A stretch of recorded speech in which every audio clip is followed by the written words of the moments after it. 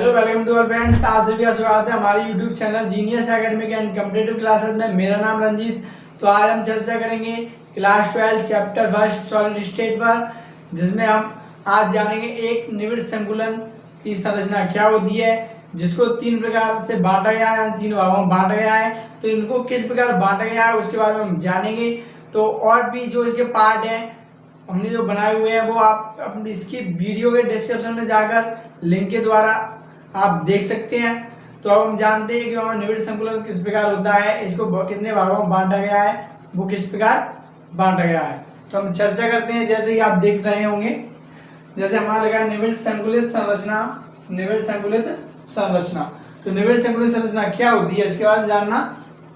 जैसे ठोसों में अवयवी कण, ठोसों में अवयवी कण निविड़ संकुलित होता है। तो उसमें जो अवयवी कण होता है, अवयवी कण जैसे आप जानते होंगे अणु होता है, परमाणु होता है, आयन होता है। तो ये अणु जो होते हैं हमारे अवयवी कण होते हैं वो कैसे होते हैं, निविड़ संकुलित होते हैं तथा उनके मध्य न्यूनतम रिक्त स्थान होता है।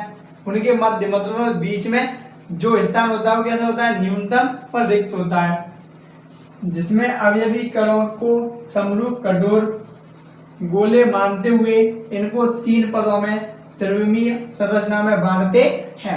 यानी इनको कितने रूपों में बांटा गया है, त्रिविमीय संरचना में तीन पदों में।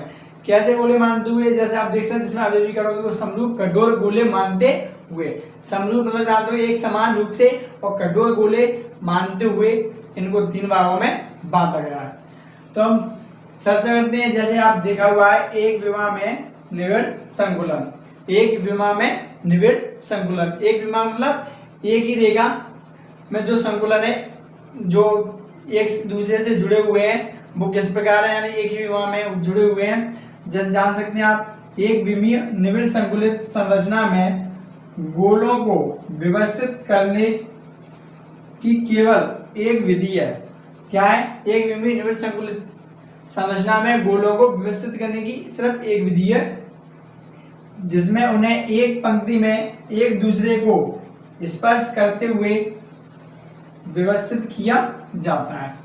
अब जैसे हम इसके माध्यम से उदाहरण समझते हैं, उदाहरण के माध्यम से हम जिसको जानते हैं, इसमें क्या है, एक विमीय निविड़ संकुलित संरचना में गोलों को व्यवस्थित करने की, यानी एक विमीय निविड़ संकुलित संरचना में जैसे गोलों को व्यवस्थित करने की, जैसे हमने एक गोला बनाया और जोड़ दिया, इसे गोलों को व्यवस्थित करने की केवल एक विधि है, जिसमें उन्हें एक पंक्ति में एक दूसरे को स्पर्श करते हुए, जैसे ये गोला इसको स्पर्श कर रहा है, इसको दूसरा अगला गोला स्पर्श करेगा, इसको अगला गोला स्पर्श करेगा, इसको अगला करेगा, इसको अगला स्पर्श करेगा, इसको अगला करेगा, इसको अगला करेगा।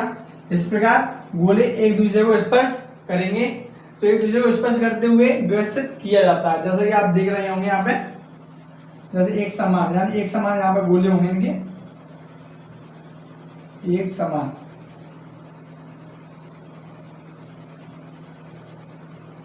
एक समान गोले में, जैसे एक विमीय निविड़ संकुलित संरचना में एक विमीय यानी एक ही रेखा में एक विमीय संरचना गोलों को व्यवस्थित करने की, गोले क्या है, व्यवस्थित यानी एक दूसरे से सटे हुए जुड़े हुए और एक ही रेखा में व्यवस्थित हुए हैं, केवल एक ही विधि है, जिसमें उन्हें एक पंक्ति में यानी एक ही पंक्ति में एक दूसरे को स्पर्श करते हुए, एक गोला इसको स्पर्श कर रहा है, इसको ये कर रहा है, इसको ये कर रहा है, तो इस प्रकार स्पर्श करते हुए व्यवस्थित किया जाता है। क्या किया जाता है, इनको व्यवस्थित यानी सबको जोड़ा जाता है। अब जैसे हम जानते हैं इस स्थिति में प्रत्येक गोला दो निकटवर्ती गोलों से जुड़ा होता है। इस स्थिति में प्रत्येक गोला, जैसे प्रत्येक ये गोला हमारा हुआ, दो निकटवर्ती जैसे ये वाला और ये वाला गोलों से जुड़ा होता है।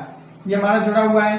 अब जैसे इस गोले को लें तो ये गोले इससे दोनों से जुड़ा हुआ है, इसको लें तो इस दोनों से जुड़ा है, ये वाला गोला इस दोनों से जुड़ा है।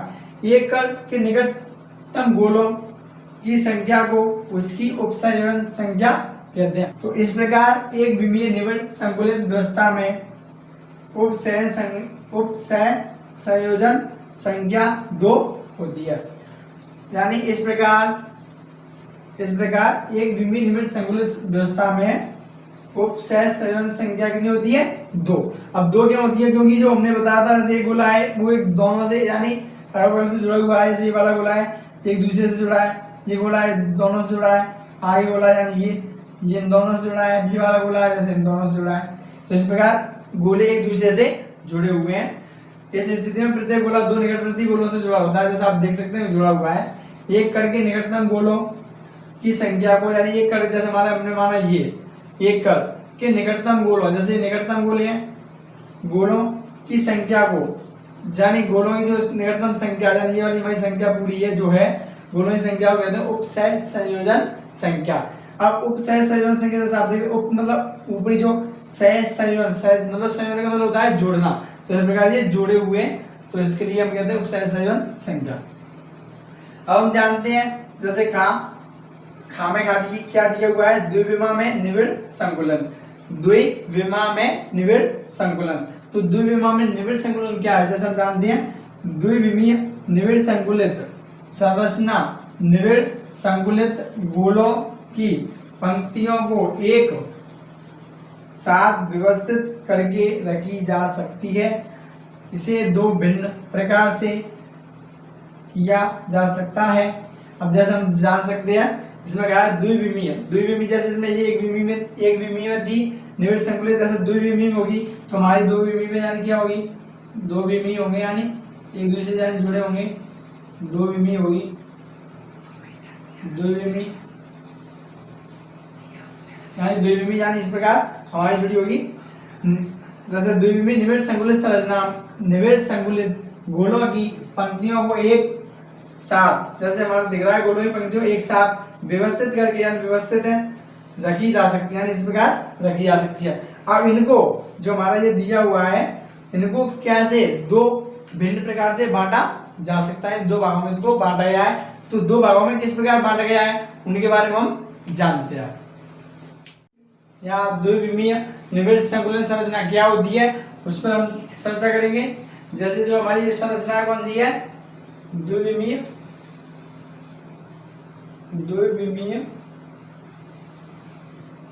निविड़ संकुलित संरचना है, संकुलित संरचना द्विविमीय निविड़ संकुलित संरचना है। तो इसको किस प्रकार व्यक्त करते हैं जानते हैं। जैसे इस स्थिति में प्रत्येक गोला, यानी इस स्थिति में जो गोला होता है, प्रत्येक गोला चार निकटवर्ती गोलों के संपर्क में रहता है। यानी इस स्थिति में जो हमारा ये गोले होते हैं वो क्या होते हैं, चार निकटवर्ती गोलों के संपर्क में रहता है। इस प्रकार द्विविमीय उपसहज संयोजन संख्या 4 है। साथ ही यदि इनके पास वाले चार गोलों को जोड़ा जाए तो एक वर्ग बनता है। यानी इनके पास जो चार गोले होते हैं उनको जोड़ा जाए तो क्या बनेगा, एक वर्ग। जिस संकुलन को द्विविम या द्विविमीय में निविड़ संकुलन संरचना कहते हैं, निविड़ संकुलन कहते हैं। अब जैसे एग्जांपल की माध्यम से समझते हैं हम, जैसे क्या कहा है, इस स्थिति में प्रत्येक गोला चार निकटवर्ती गोलों के संपर्क में रहता है। तो गोला हम बनाते हैं जैसे, यानी व्यवस्थित होगा और एक दूसरे से गोले जुड़े होंगे। स्थिति में चार निकटवर्ती गोलों के संपर्क में रहता है, यानी चार के निकटवर्ती संपर्क में रहेगा तो चार होंगे इसमें और एक दूसरे के संपर्क में होंगे। जिस प्रकार आप देख रहे हैं चार निकटवर्ती गोलों के संपर्क में, जैसे आप देख रहे हैं। अब इसमें हमने ये बना दिया, जैसे हमने मान लिया सबको ए ग्रुप, पूरा ए ग्रुप है हमारा। अब जैसे हम देख रहा है इसमें जो दिया है प्रत्येक गोला जो है वो क्या रहेगा, एक चार संकुलन निविड़ संकुलित संरचना में रहता है। जैसे आप देख रहे हैं यहाँ पर इस स्थिति में प्रत्येक गोला चार निकटवर्ती गोलों के संपर्क में रहता है। प्रत्येक गोला चार निकटवर्ती गोलों के संपर्क में होता है। इस प्रकार द्विविमीय उपसंयोजन संख्या 4 है। साथ ही यदि इनके पास वाले चार गोलों को जोड़ा जाए तो एक वर्ग बनता है। जैसे हमने चार ये गोले हमने जोड़ लिए, 1 2 3 4, तो क्या बना हमें, एक वर्ग बना। तो ये गोला क्या है, चार गोलों से संपर्क में है, ये पूरा 1 2 3 4 स्वयं का एक है। और आगे और बनाए तो एक ये बन जाएगा हमारा, यहाँ पर बनाए तो एक चार गोला ये बनेगा। यानी इस प्रकार हमारे एक वर्ग का समूह बनेगा, कहीं भी आप बना सकते हैं। तो इस स्थिति में प्रत्येक गोला चार निकटवर्ती गोलों के संपर्क में है। इस स्थिति में प्रत्येक गोला जो है हमारा वो 4 निकटवर्ती गोलों के संपर्क में। इस प्रकार द्विविमीय जैसे हमने देखा ये, और ये द्विविमीय हो गई। उपसंयोजन संख्या कितनी है? टोटल 4 है।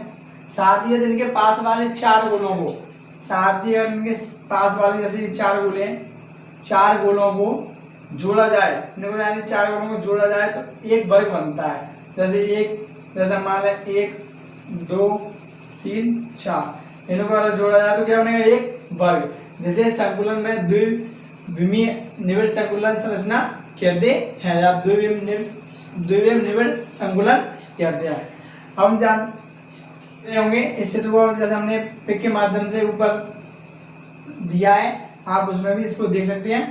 हम जानते हैं द्विविमीय षटकोणीय निविड़ संकुलन, जो सेकंड है द्विविमीय षटकोणीय निविड़ संकुलन। इसमें क्या दिया है जानते हैं? जैसे द्वितीय पंक्ति को प्रथम के निकट, यानी द्वितीय पंक्ति है, यानी गोलों की द्वितीय पंक्ति बनाई, यानी पहले की दूसरी पंक्ति बनाई जाएगी, इस प्रकार रखते हैं।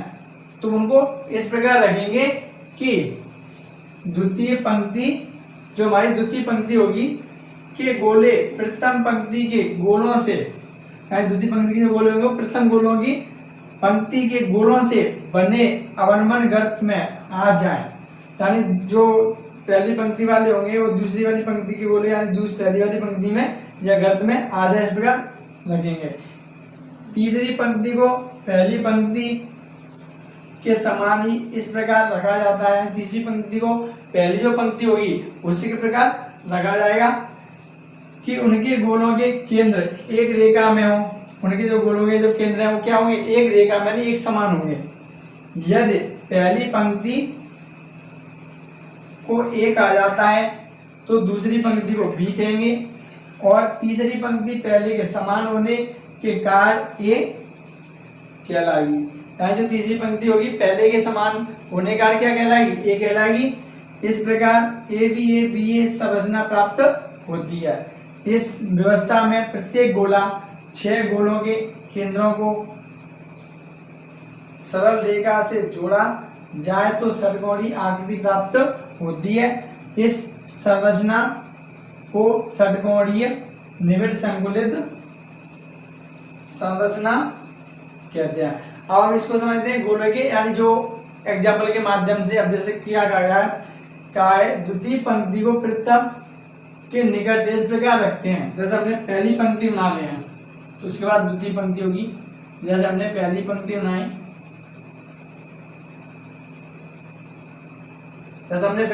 बनाई, पहली पंक्ति को इसमें क्या गया है? द्वितीय पंक्ति को प्रथम के निकट इस प्रकार रखते हैं। तो इस प्रकार रखेंगे द्वितीय पंक्ति को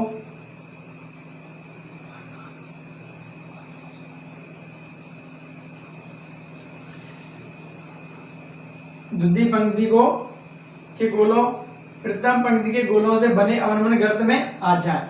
तीसरी पंक्ति को पहली पंक्ति के समान, यानी पहली हमारी जो पंक्ति है ना, जैसे हमारी ये और ये बी है, इस वाली पंक्ति को जो तीसरी पंक्ति बनेगी हमारी ए उसके समान होगी, यानी ए की समान होगी।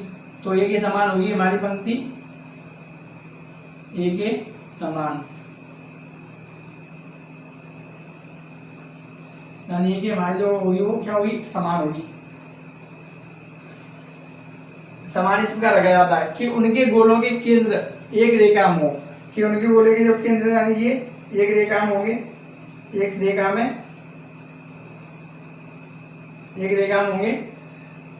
यदि पहली पंक्ति को एक आ जाता है, यदि पहली पंक्ति इसको एक आ जाता है तो दूसरी पंक्ति को बी कहेंगे, दूसरी पंक्ति को क्या कहेंगे? बी, और तीसरी पंक्ति पहले के समान होने का ये कहलाएगी। यानी जो हमारी तीसरी पंक्ति है ये वाली, ये पंक्ति ये क्या कहलाएगी? पहले के समान है, इसलिए क्या कहलाएगी? ये कहलाएगी। इस प्रकार ABA संरचना प्राप्त होती है। तो ABA, तो यहाँ पर AB होगी, फिर A होगी, फिर B बनेगी पंक्ति, तो B पंक्ति बनेगी तो फिर इस प्रकार होगी, दूसरी पंक्ति के समान होगी, दूसरी पंक्ति के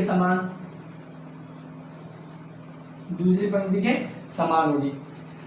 इस प्रकार संरचना होगी। इस व्यवस्था में प्रत्येक गोला 6 गोलों के केंद्रों को सरल रेखा से जोड़ा जाए तो षटकोणीय आकृति प्राप्त होती है। अब षटकोणीय आकृति प्राप्त होगी, जैसे एक गोला हमने लिया, जैसे ये वाला हमने गोला ले लिया केंद्र मानकर, तो इस प्रकार यानी क्या होगी, षटकोणीय आकृति प्राप्त होगी। जैसे यहाँ से देखा जाए तो क्या बनेगी, षटकोणीय आकृति, यानी षटकोणीय आकृति बनेगी यहाँ पर इस प्रकार।